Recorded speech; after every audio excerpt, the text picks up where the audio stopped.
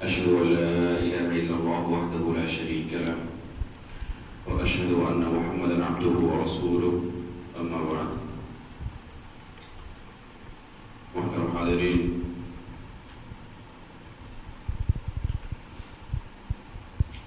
نماز کے ایک اہم مسئلے کے تعلق سے مختصر آپ کے سامنے دو چار باتیں رکھنی ہیں۔ ابھی فجر کی نماز سے پہلے دیکھا بعض احباب کو کہ وہ بغیر سترے کی نماز پڑھ رہے تھے۔ اللہ کے رسول صلی اللہ علیہ وسلم نے نماز پڑھتے وقت سترہ کرنے کا حکم دیا ہے۔ اذا صلى احدكم فليصلي الى سترة وليدنو منها۔ نبی صلی اللہ علیہ وسلم فرماتے ہیں کہ جب تم میں سے کوئی نماز پڑھے تو سترے کی آڑ لے کر نماز پڑھے۔ ایک دوسرے حدیث کے اندر ہے لا تصلی الا الى سترہ، سترے کے بغیر نماز نہ پڑھو۔ تو ایک حدیث کے اندر سترہ کرنے کا حکم دیا اور دوسری حدیث میں بغیر سترے کے نماز پڑھنے سے منع کیا۔ اس لیے بغیر سترے کے نماز نہیں پڑھنی چاہیے۔ سترہ کہتے کس کو ہے؟ ابھی سترہ کہتے کس کو ہے؟ جس کا اللہ کے رسول صلی اللہ علیہ وسلم نے اس حدیث کے اندر حکم دیا۔ سترہ کہتے ہیں کہ جب مصلی نماز پڑھے اکیلے امام بن کر یا پھر وہ تنہا اکیلے نماز پڑھے، جیسے سنت نمازیں سب پڑھتے ہیں، وہ اکیلے پڑھتے ہیں، ان کے ساتھ کوئی دوسرا نہیں ہوتا یا وہ مقتدی نہیں ہوتا، یا پھر وہ خود امام ہو اور لوگوں کی نماز پڑھا رہا ہو، لوگوں کی امامت کر رہا ہو، تو ایسی صورت میں اس کے سامنے کوئی ایسی چیز ہونی چاہیے جس کی اونچائی تقریباً یہ 1 گز ہے، اس کے 3 حصے میں سے کم از کم 2 حصہ ہونا چاہیے، یا 1 حصہ ثلث ذراع 1 حصہ ہونا چاہیے۔ یعنی اس کو اگر 3 حصوں میں تقسیم کریں گے تو 1 حصہ تقریباً اتنا ہوگا، تو کم از کم اتنی اونچائی ہونی چاہیے۔ موبائل رکھ لے، کوئی بوتل ہو، کوئی اور چیز ہو، دیوار ہے، یا کوئی شخص آگے بیٹھا ہوا ہے اس کے پیچھے نماز پڑھ رہے ہیں، کوئی چیز ایسی ہونی چاہیے جس کے آڑ لے کر نماز پڑھے۔ اب مان لیجیے کہ دیوار یہاں ہے، اب کوئی شخص دوسری سر پہ نماز پڑھ رہا ہے تو اس کے سامنے کوئی سترہ نہیں ہے، اس کے سامنے کوئی سترہ نہیں ہے۔ بغیر سترے کی نماز پڑھنے سے اللہ کے رسول نے منع کیا ہے۔ خود نبی صلی اللہ علیہ وسلم سترے کا حد درجہ اہتمام کرتے تھے، صحابہ اکرام بھی حد درجہ اہتمام کرتے تھے۔ مسجد نبوی کے اندر حدیث میں آتا ہے اسطوانۃ المہاجرین کے نام سے ایک کھمبا تھا، اور وہاں جیسے مغرب کی اذان ہوتی فوراً ستروں کی طرف بھاگتے تھے لوگ اس کی آڑ لے کر نماز پڑھنے کے لیے، اور اس کھمبے کے تعلق سے خصوصی طور پر آیا ہے کہ اس کی آڑ لے کر نماز پڑھتے۔ اسی طرح داخل کعبہ، بعض لوگ یہ کہتے ہیں کہ سترے کا اہتمام صحرا میں ضروری ہے، مسجد کے اندر سترہ نہیں ہے۔ حالانکہ یہ تفریق کسی بھی حدیث کے اندر نہیں ہے کہ صرف صحرا میں سترے کا اہتمام کیا جائے، مسجد کے اندر سترے کا اہتمام نہ ہو۔ نبی صلی اللہ علیہ وسلم نے خانہ کعبہ کے اندر جو نماز پڑھی تھی، بلال رضی اللہ تعالی عنہ نبی صلی اللہ علیہ وسلم کے ساتھ مسجد میں داخل ہوئے تھے، اور عبداللہ بن عمر رضی اللہ تعالیٰ عنہ مسجد کے باہر ہی تھے۔ داخل ہونے کے بعد اندر سے نبی صلی اللہ علیہ وسلم نے دروازہ لگا لیا، یعنی جو باہر کے لوگ تھے وہ دیکھ نہیں پائے کہ اندر نبی صلی اللہ علیہ وسلم جانے کے بعد کیا کر رہے ہیں۔ جب فارغ ہوئے، باہر نکلے، تو عبداللہ بن عمر فرماتے ہیں کہ فوراً جا کے میں بلال رضی اللہ تعالیٰ عنہ کو پکڑا اور ان سے جا کر کہا کہ اللہ کے رسول اندر جانے کے بعد کیا کیے، ذرا مجھے بتائیں۔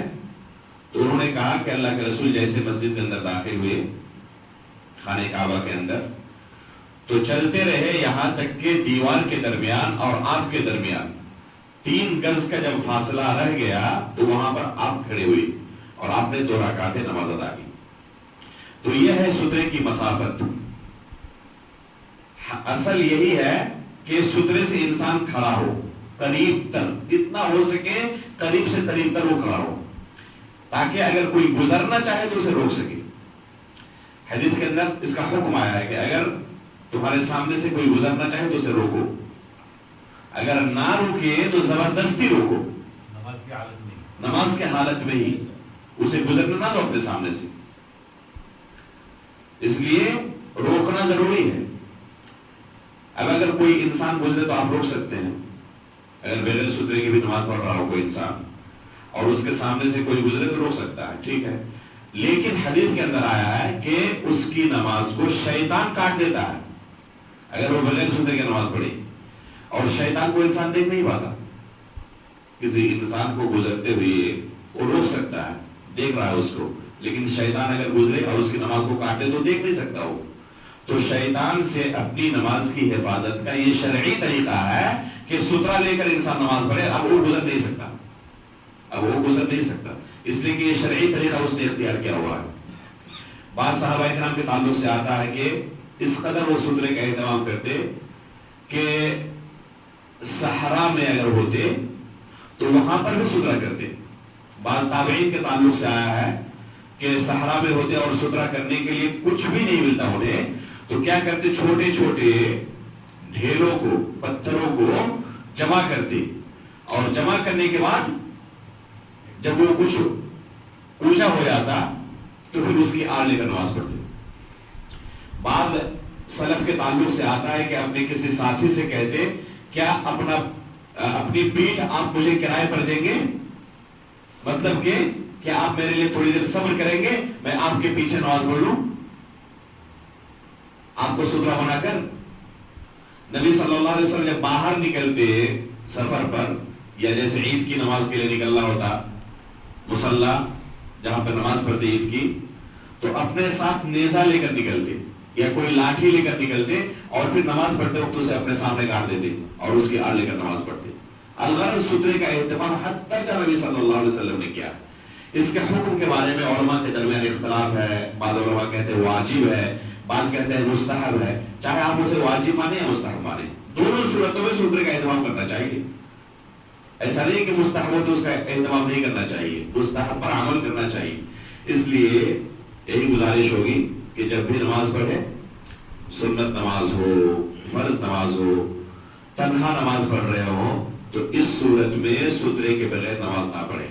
البتہ اگر جماعت کے ساتھ نماز پڑھ رہے ہوں تو ایسی صورت میں صرف امام کو سترا کرنے کی ضرورت ہے، مقتدیوں کو الگ سے سترا کرنے کی ضرورت نہیں ہے۔ امام کا سترا ہی مقتدیوں کے لیے کافی ہے۔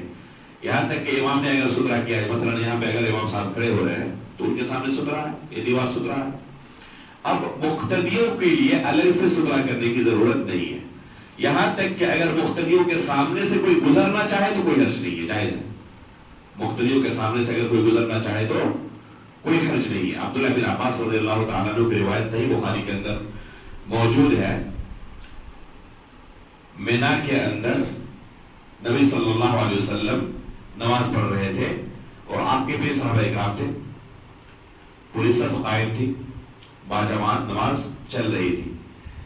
یہ اپنے گدھے پر سوار ہو کر آئے، عبداللہ بن عباس رضی اللہ تعالیٰ عنہ، جب دیکھا کہ لوگ نماز پڑھ رہے ہیں، جماعت قائم ہے، انہوں نے اپنے گدھے کو چھوڑ دیا اور صف سے گزرتے ہوئے جہاں پر صف ختم ہو رہی تھی وہاں تک پہنچے۔ کسی صحابی نے روکا نہیں ان کو، اس نے کہا اللہ کے رسول نے یہی تعلیم دی تھی، اس سے پتہ چل رہا ہے، اور پھر وہاں پر جا کر وہ کھڑے ہو گئے جہاں پر صف ختم ہو رہی تھی اور انہوں نے نماز ادا کی۔ امام بخاری رحمہ اللہ اس حدیث کو اپنی صحیح کے اندر روایت کرتے ہیں اور اس پر جو باب قائم کرتے ہیں، باب سترۃ الامام، باب سترۃ الامام سترۃ من خلفہ، امام کا سترا مقتدیوں کے لیے کافی ہے۔ اس حدیث سے استدلال کرتے ہوئے کہہ رہے ہیں کہ امام کا سترا مقتدیوں کے لیے کافی ہے، کیونکہ صحابہ اکرام نے الگ سے سترا نہیں کیا تھا اور ان کے سامنے سے گزرتے ہوئے ابن عباس چلے گئے، کسی نے روکا نہیں، اللہ کے رسول نے بھی بعد میں نہیں کہا کہ اس طرح تمہارا گزرنا صحیح نہیں تھا۔ اس لیے صف کے درمیان سے اگر کوئی گزرنا چاہے، بعض لوگ کیا کرتے ہیں، مسئلے کا علم نہ ہونے کی وجہ سے روکتے ہیں، کسی کو سامنے سے گزرنے نہیں دیتے۔ حالانکہ یہ حکم کب ہے؟ جب آپ تنہا نماز پڑھ رہے ہو، یا پھر آپ خود امام ہو اور آپ کے سامنے سے کوئی گزرنا چاہے، تو اس صورت میں آپ کسی کو اپنے سامنے سے گزرنے نہ دیں۔ لیکن اگر آپ مقتدی بن کر نماز پڑھ رہے ہو تو ایسی صورت میں آپ کو کسی کو روکنے کی ضرورت نہیں ہے، کوئی گزر سکتا ہے، اس میں کوئی حرج نہیں ہے۔ مقتدی مصلی کے سامنے سے گزرنے سے بھی منع کیا گیا ہے۔ جیسے کوئی شخص نماز پڑھ رہا ہو تو اس کے سامنے سے گزرنا نہیں چاہیے، یہاں تک کہ حدیث کے اندر اس بارے میں بہت ہی سختی آئی ہے۔ اللہ کے رسول صلی اللہ علیہ وسلم ایک حدیث کے اندر بیان کرتے ہیں کہ اگر کسی کو پتا چلے کہ کسی مصلی کے سامنے سے گزرنا کتنا سخت گناہ ہے تو وہ 40 تک وہاں پر بیٹھے رہنا پسند کرے گا اس بات سے کہ اس کے سامنے سے گزر جائے۔ اب 40 سے مراد کیا ہے، اس بارے میں متعدد تفسیریں ہیں۔ بعض نے کہا کہ 40 دن مراد ہے، بعض نے کہا 40 سال مراد ہے۔ اگر 40 منٹ بھی مان لیں تب بھی معمولی ہے۔ اب غور کریں، 40 منٹ بھی اگر ہم مان لیتے ہیں اس کو، تب بھی ہم 1 منٹ برداشت نہیں کرنا چاہتے۔ تو حدیث کے اندر کیا ہے کہ اگر اسے پتا چلتا کہ کتنا سخت گناہ ہے کسی مصلی کے سامنے سے گزرنا، تو وہ 40 تک وہاں پر بیٹھے رہنا پسند کرتا ہے اس بات سے کہ کسی مصلی کے سامنے سے گزر جائے۔ تو کسی مصلی کے سامنے سے گزرنا نہیں چاہیے۔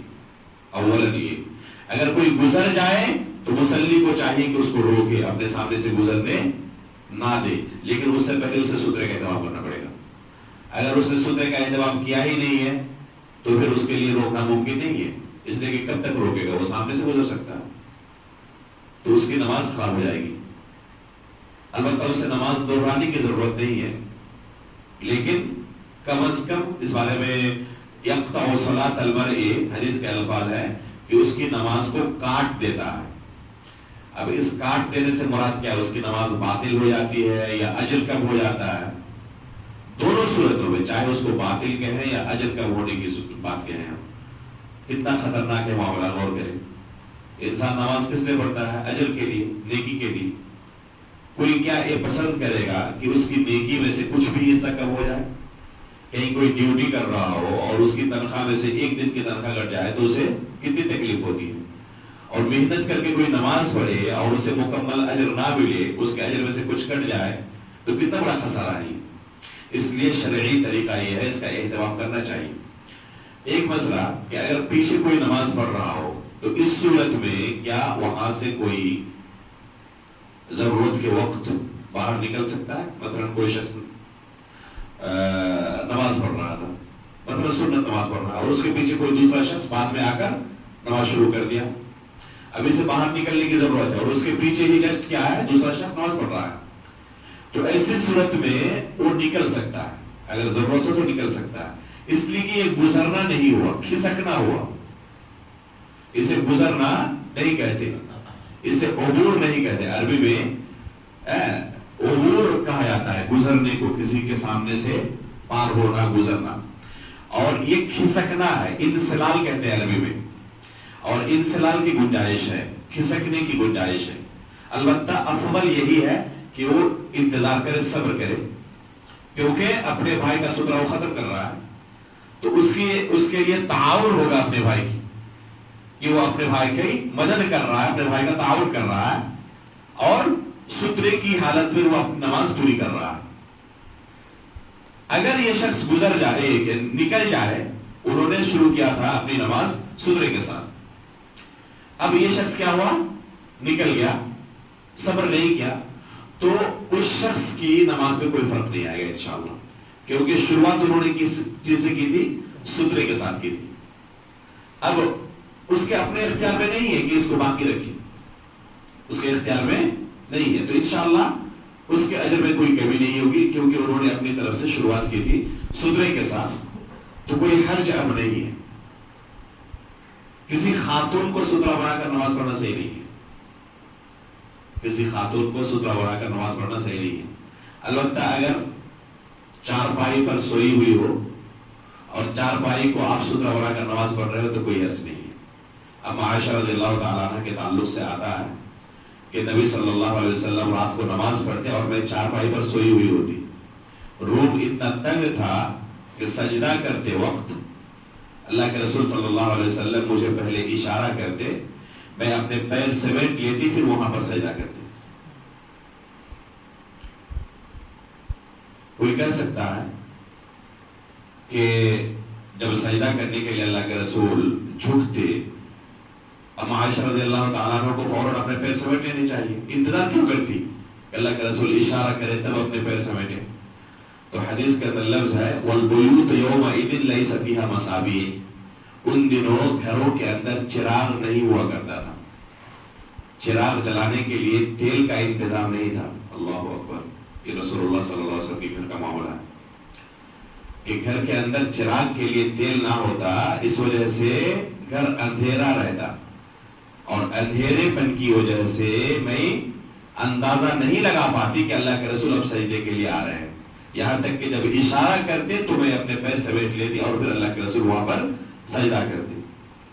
اس حدیث میں ان لوگوں پر رد ہے جو کہتے ہیں کہ اللہ کے رسول نور سے پیدا کیے گئے ہیں۔ اگر نور سے پیدا کیے گئے ہوتے تو چراغ کی ضرورت پڑتی، اور نہ اما عائشہ کو اس بات کا انتظار کرنا پڑتا کہ اللہ کے رسول اشارہ کرے تب اپنے پیر سمیٹیں، روشنی ہوتی وہاں پر۔ تو کیا فرماتا ہے الْبُيُوتُ يَوْمَئِذٍ لَيْسَ فِيهَا مَصَابِيحُ، یہ حدیث بالکل واضح طور پر دلیل ہے کہ اللہ کے رسول بشر تھے، نور سے پیدا نہیں کیے گئے ہیں۔ تو اس سے کیا ثابت ہوتا ہے؟ اصل مسئلہ جو ہے سترے کا، کہ اگر چارپائی پر کوئی خاتون لیٹی ہوئی ہو تو کوئی حرج نہیں ہے، اس لیے کہ اصل سترہ آپ کا کیا ہے؟ وہ خاتون نہیں ہے، چارپائی ہے۔ اسی طرح اسی حدیث کے اندر آتا ہے کنت انسل، میں کھسک لیتی تھی ضرورت کے وقت، تو اس میں کوئی حرج نہیں کھسکنے میں، البتہ گزرنا نہیں چاہیے، کسی مصلی کے سامنے سے گزرنا نہیں چاہیے۔ تو یہ ایک اہم مسئلہ تھا۔ اللہ رب العالمین سے دعا کرتے ہیں کہ اللہ رب العالمین شریعت کے مسائل کو ہمیں سمجھنے اور ان پر عمل کرنے کی توفیق عطا فرمائیں، آمین۔ وصلی اللہ علیہ وسلم۔